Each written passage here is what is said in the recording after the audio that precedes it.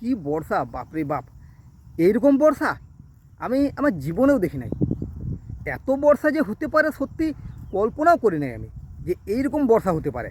আজ এতদিন ছাগল পালন করছি, এই প্রথম ছাগল নিয়ে আমার মধ্যেও বিরক্তি এলো। আমিও মনে মনে করেছিলাম যে কী জন্য ছাগল পালন করেছি, এই জিনিসটা কেউ করে? আরে ছাগলগুলো ঘর থেকে বেরোতেই পারছে না। সকাল থেকে বৃষ্টি শুরু হয়ে যাচ্ছে, একেবারে মোটামুটি 11টা সাড়ে 11টা পর্যন্ত এক নাগাড়ে বৃষ্টি চলছে। তারপরে একটু ছাড়াচ্ছে, মাঠে ছাগলগুলোকে নিয়ে আসছে, তারপরে আবার 10 মিনিট 15 মিনিট পর পর আবার বৃষ্টি শুরু। কী করবে করো। এই কদিনে যে কত ছাগলগুলো ভিজলো, মানে নিজেও হিসাব করতে পারিনি যে কত ছাগলগুলো ভিজেছে এই কদিনে।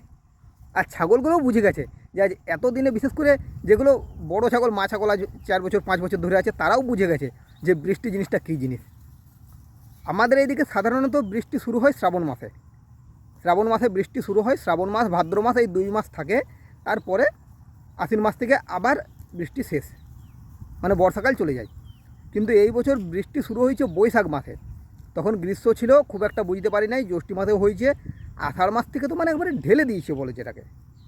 চারিদিকে কেবল বৃষ্টি আর বৃষ্টি। যদিও আমাদের এলাকাটা বন্যাপ্রবণ এলাকা নয়, তবুও মানে এইরকম বৃষ্টিতে যে কী করবো নিজেরা খুঁজেই পাচ্ছি না। এত বৃষ্টি। আমার ক্যামেরার মাধ্যমে চারদিকে দেখাচ্ছি, চারদিকের মাঠগুলো কী অবস্থা, সব কিছু দেখাই। আজ যে কতদিন পর সূর্য মামার দেখা পেলাম সেটাও বলতে পারবো না। একবারে চলছে তো চলছেই। তো চলো আগে আমি মাঠগুলোর অবস্থা দেখাই, যে মাঠগুলো কী অবস্থায় আছে, তারপরে আমি ছাগলগুলোকে দেখাবো। আর তার সাথে তোমাদের সাথে তো গল্প করবই, এটা তো আছেই। কারণ আমি আমার অন্যান্য ভিডিওতে সাধারণত ছাগল পালন নিয়ে কোনো একটা ইনফরমেশন দেওয়ার চেষ্টা করি, কিন্তু আজ আর সেটা দেবো না। আজ কেবল তোমাদের সাথে গল্প করব, ফালতু গল্প করব যেটাকে বলে। আর কে কেমনভাবে ছাগল পালন করছো তোমরাও আমাকে জানাবে, তোমাদেরও কীরকম অসুবিধা হয়েছে না হয়েছে সেটা তোমরাও আমাকে জানাও। আশা করি তোমরা প্রত্যেকেই ছাগল নিয়ে কষ্ট পেয়েছো। তাতে যারা মুক্তচারণ পদ্ধতিতে ছাগল পালন করো তাদেরই হোক, আর যারা আবদ্ধ পদ্ধতিতে করো তাদেরই হোক, কষ্ট কিন্তু সবাই পেয়েছো। ছাগলের খাবার জোগাড় করতে কিন্তু সবাইকে কষ্ট পেতে হয়েছে। প্রত্যেকেই কমেন্টের মাধ্যমে জানাবে কে কীরকম কষ্ট পেয়েছো। চলো আগে মাঠগুলোর অবস্থা দেখাই, তারপরে ছাগল দেখাচ্ছি।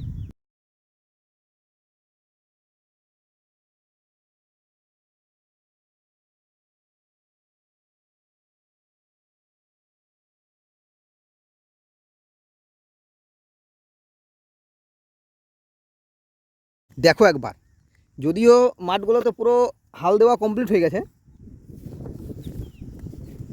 এই প্রথম আষাঢ় মাসে হাল দেওয়া কমপ্লিট হলো। এখনও কিন্তু শ্রাবণ মাস পড়ে নাই, এই প্রথম আষাঢ় মাসে হাল দেওয়া কমপ্লিট হলো।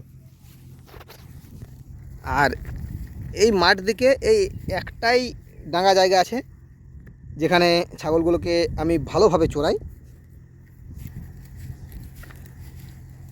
আর যদিও এবারে ধান চাষ শুরু হবে, ধান লাগানো হয়ে গেলে আর এইদিকে খুব একটা আসবো না, কারণ এইদিকে এলেই তো ছাগল ধানের দিকে ছুটবে, তাই এইদিকে সেভাবে আমিও আসবো না।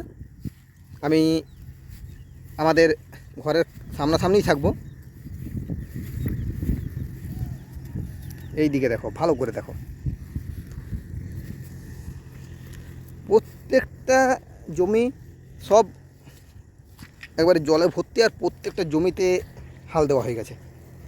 শুধু এইটা বলবো না, যত জমি আছে ক্যামেরার মাধ্যমে সবগুলোই আমি দেখাবো। প্রত্যেকটা একই অবস্থা, সব জলে ভর্তি, আর তার সাথে সবগুলোই হাল দেওয়া হয়ে গেছে। তবে এখন আমি বেশি দূর যেতে পারছি না, এখন সামনের ক্ষেতগুলোই দেখাচ্ছি। আশা করি তোমরা বুঝতে পারবে। ওই যে ট্রাক্টর ঘুরছে, দেখতে পাচ্ছ কি? আর তার সাথে আমার ছাগলগুলোকে দেখো, অনেক দিন পর ছাগলগুলো আজ এইভাবে চড়তে পারছে। ছাগলগুলো একেবারে মানে শুকনো হয়ে গেছে সবাই, প্রত্যেকটা ছাগল।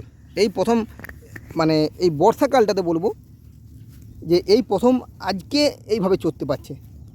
একটা নিম্নচাপ ছাড়তে না ছাড়তে আর একটা চলে আসছে।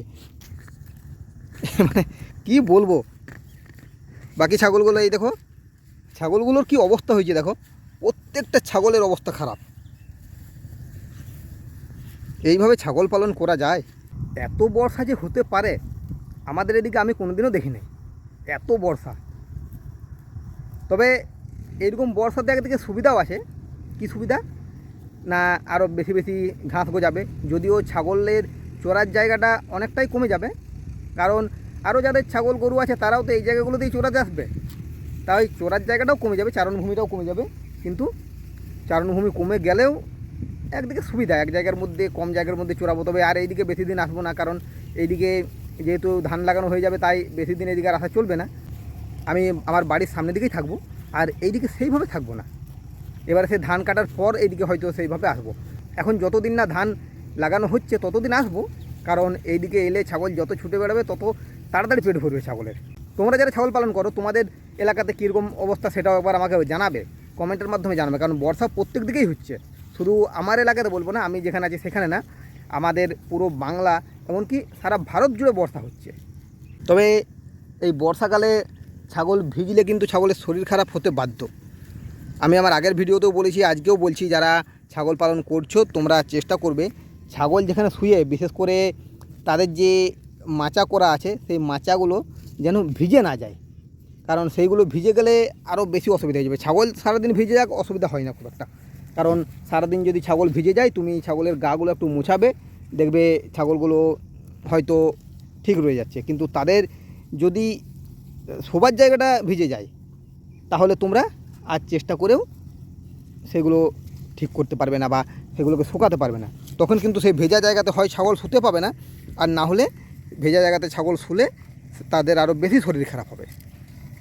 তাই আমাদেরকে সবসময় চেষ্টা করতে হবে যে ছাগলের শোবার জায়গাটা যেন শুকনো থাকে। শোবার জায়গাটা যদি ছাগলের শুকনো থাকে তাহলে ছাগলের সেইভাবে শরীর খারাপ হবে না, আর শোবার জায়গা যদি ভিজে যায় তাহলে ছাগলের শরীর খারাপ সবথেকে বেশি হবে। আর বেশি মানে সবথেকে বেশি যেটা হয় সেটা হচ্ছে সর্দি। শুধু সর্দি না, এই সময় আরেকটা সবথেকে বড় প্রবলেম হয় গাভীন ছাগলের ক্ষেত্রে। যদি গাভীন ছাগলের ঠান্ডা লেগে যায়, সর্দি করে, তখন কিন্তু তাদের অসময়ে বাচ্চা প্রসব হয়ে যায় এবং মৃত বাচ্চা প্রসব হয়। তাই চেষ্টা করবে যেন গাভীন ছাগলের সর্দি না হয় বা ঠান্ডা না লাগে, কারণ তাদেরকে তো সব ওষুধ দেওয়া যায় না, না কিছু কিছু ওষুধ দেওয়া যায়। সর্দির ওষুধটা খুব একটা অসুবিধা হয় না, সর্দির ওষুধ, জ্বরের ওষুধ, কিন্তু অ্যান্টিবায়োটিক খুব একটা দেওয়া চলে না। তাই চেষ্টা করতে হবে যে যেন ছাগলগুলোর ঠান্ডা খুব একটা না লাগে। আর আরেকটা সবথেকে বড় সমস্যা হয় ছাগলের, সেটা রাত্রিবেলায়, সেটা হলো মশার উপদ্রব। আমি নিজেও আজ পর্যন্ত বুঝতে পারিনি যে মশার হাত থেকে ছাগলকে কী করে রক্ষা করব।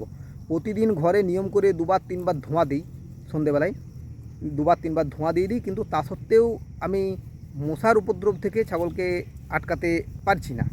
কারণ যখনই ধোঁয়া চলে যাচ্ছে তখন আবার মশা হচ্ছে। এমনকি ছাগলের ঘরে আমি যে মশার যে কয়েলগুলো হয় সেগুলোও জ্বালিয়ে রাখি, সেইগুলোর থেকেও ছাগলগুলোকে আমি আটকাতে পারি না, কারণ এত বড় ঘরটাতে ওই কয়েলেও খুব একটা মশা যায় না। তবে যতটা সম্ভব চেষ্টা করি যাতে ছাগলের ঘরে যতক্ষণ পারা যায় মশার থেকে ছাগলকে সেফ রাখা, ততটাই ভালো। যাই হোক, এখন ছাগলগুলো চড়ুক, কারণ অনেক দিন পর আজ এরকম রোদ পেয়েছে, আমিও ছাগলগুলোকে চড়াই। তাই আজকের মতো ভিডিওটা আমি এখানেই শেষ করছি। যারা আমার ভিডিও এখনও পর্যন্ত দেখছো তাদের আমি অসংখ্য ধন্যবাদ জানাই। আর তোমাদের কাছে অনুরোধ করবো যে তোমরা অবশ্যই আমার ভিডিওগুলিতে লাইক করবে, কারণ তোমাদের একটা লাইক আমাকে আরও নতুন নতুন ভিডিও বানাতে উৎসাহিত করে। আর যে সমস্ত ভিউয়ার্স এখনও আমার চ্যানেলটিকে সাবস্ক্রাইব করোনি তারা অবশ্যই আমার চ্যানেলটিকে সাবস্ক্রাইব করবে, আর পাশে থাকা বেল আইকনটিকে অবশ্যই প্রেস করবে, যাতে আমার যে কোনো ভিডিওর নোটিফিকেশান সর্বপ্রথম তোমার কাছেই পৌঁছায়। আর ছাগল পালন সংক্রান্ত আরও তথ্য পেতে আমার চ্যানেলটিকে অবশ্যই ভিজিট করবে। আজকের মতো এই পর্যন্তই, ধন্যবাদ।